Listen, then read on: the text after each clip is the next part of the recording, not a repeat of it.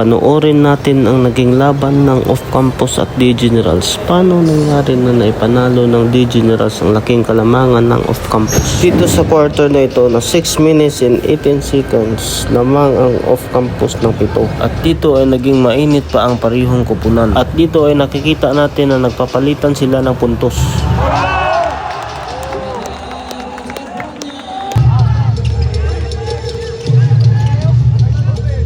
At dito ay nakikita natin na nagpapalitan pa sila ng depensa.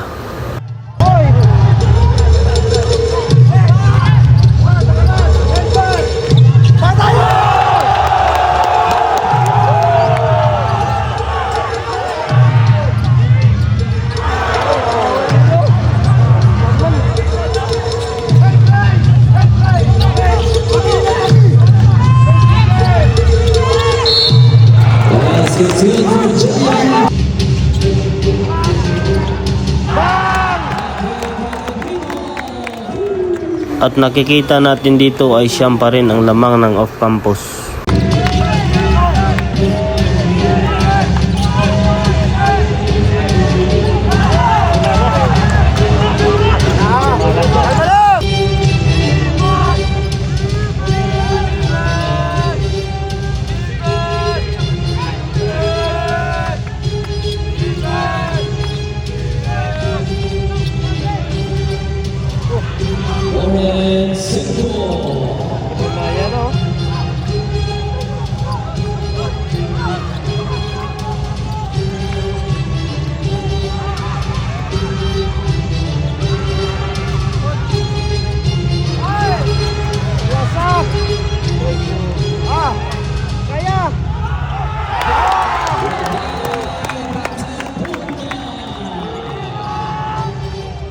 At dito pala sa tira na ito, uminit yung kamay ng naka number 16 na akala ng marami ay naubos na ang kanilang momentum at unti-unti nang dumidikit ang kanilang lamang.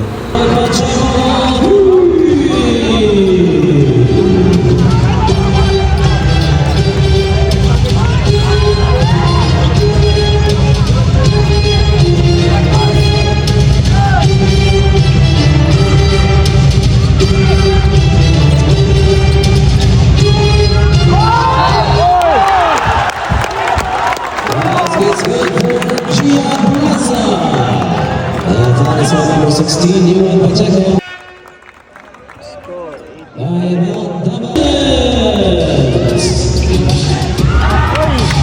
At pagdating ng last 2 minutes, biglang nag-iba ang ihip ng momentum. Halos lahat na lang ng layup nila ay pumapasok. Halos hindi na makiscore yung taga off campus.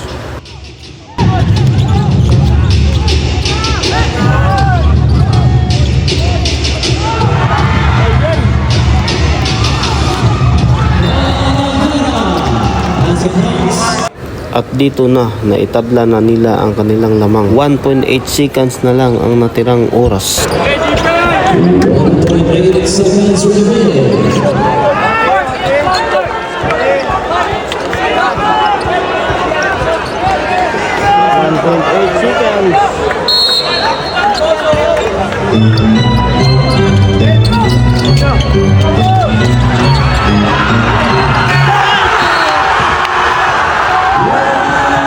At ayun, dahil sa tira na naka number 16, panalo ang The D-General. At congrats sa off-campus dahil binigay nila ng todo ang kanilang laro. Masaya din ang mga nanonood sa inyo dahil sa inyong laban. Pareho kayo ang mahusay at magaling maglaro. Dahil sa inyong laro, hindi inasahan ng lahat kung sino ang mananalo. Na akala ng marami ay off-campus ang makakauwi ng panalo. Ito na lang ang masasabi ko sa inyo. Better luck next game na lang sa inyong lahat. Dahil hindi din basta-basta itong kalaban itong D-General. Dahil pinangungunahan ito ng kanilang dalawang star player na si Julian Palis at Del Puso.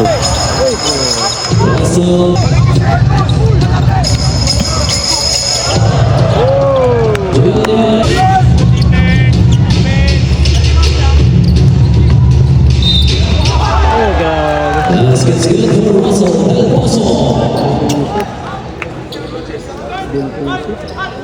That was on number